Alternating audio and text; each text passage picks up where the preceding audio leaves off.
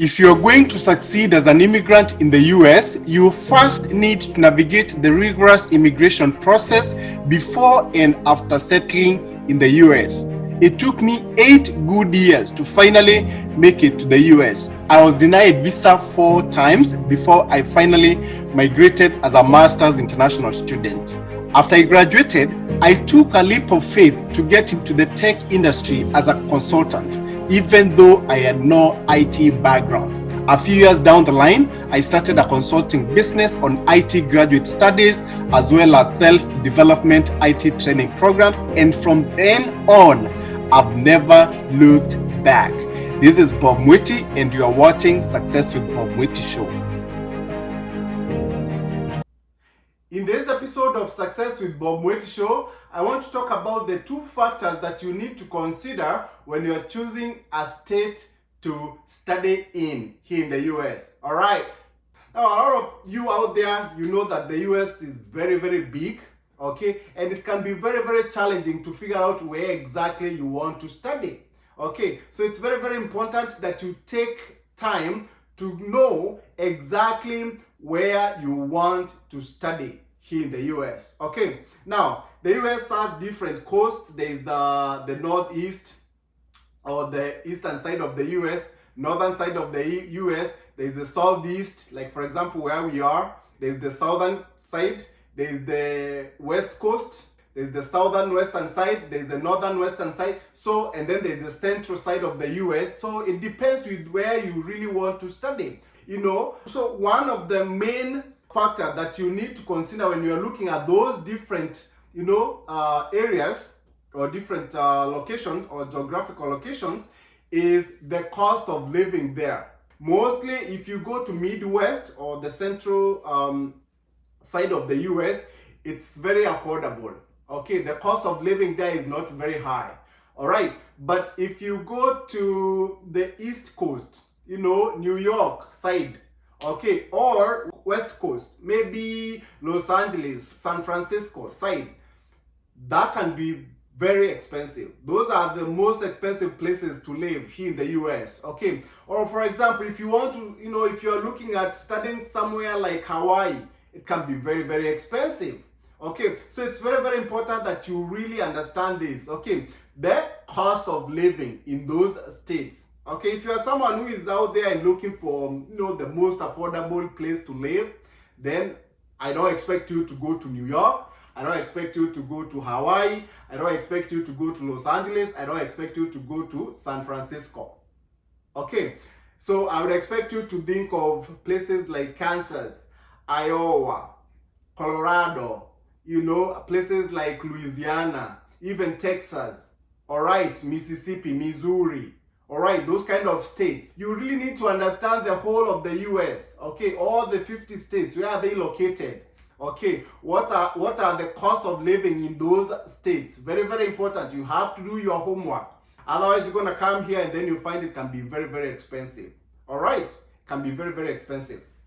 Now, the other thing is the weather. Other than the cost of living, it's the weather. All right, you really need to understand the way the US is. So the northern part of the US and the east coast, northeast, northwest side of the US, those are usually very cold when it comes to winter.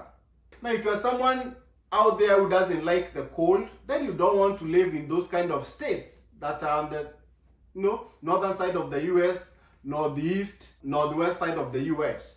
You don't want those states that are close to Canada. Can be very, very cold when it's winter. All right, like for example, I came to a state called Pennsylvania, which is very, very cold in winter. Okay, I can tell you, I came in fall. A few months down the line, the winter started getting in, and it was really cold for me. Okay, and I'm not used to winter, So if you don't want that kind of weather, then you have to choose the appropriate states. For example, you have to go down south. All right, like for example, where we live right now, we live in Tampa, Florida. This place is always warm, sunny throughout. It's called the Sunshine State, the state of Florida. States like Louisiana, Alabama, states like Texas, New Mexico, Arizona. All right, those ones are usually very hot. Okay, I think parts of California also very hot in summer. Florida is always warm throughout the year. We don't have any snow. So if you want those kind of tropical climate, then this is the place to be, right? But again, you also have to consider the cost of living. All right, so those two, right? So those two, for me, if I was to come as an international student, that's what I would be looking for. You're watching Success with Bob Mwiti show, presented to you by Appstec America.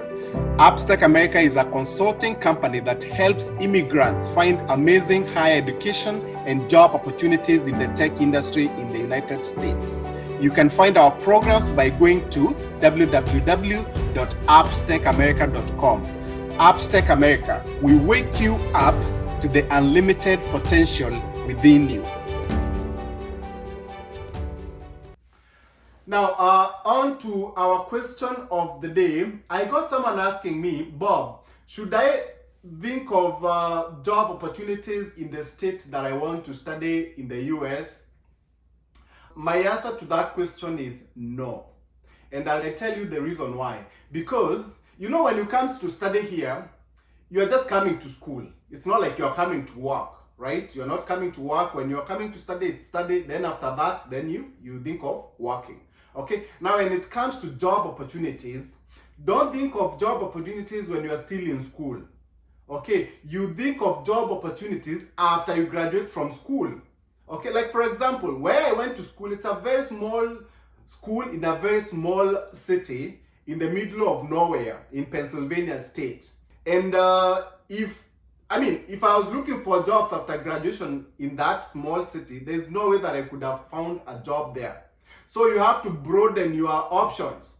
Okay, when you graduate, you look for jobs everywhere across the US. You don't look for jobs within that city where you are studying. Okay, otherwise you'll never get a job most of the time. Okay, so you widen your net, okay, across the US. So you don't base your decision on whether you can be able to find a job in that locality or not. Because once you graduate, you're going to be looking for jobs everywhere across the US, not just that small city that you are living in. So that's my answer. So don't look at that, okay? Go to any school as long as you like it. It's affordable. The climate is good. Don't worry about the job opportunities because that will come later on. When you graduate, you're going to look for jobs everywhere across the US, all right? I'll see you next time. Goodbye. You've been watching Success with Bob Mwiti show, brought to you by Appstec America. Come back next time to hear more steps and missteps that I took on the path to becoming a successful immigrant in USA. Be sure to subscribe to my YouTube channel and also follow me on Facebook, Instagram, Twitter, and LinkedIn.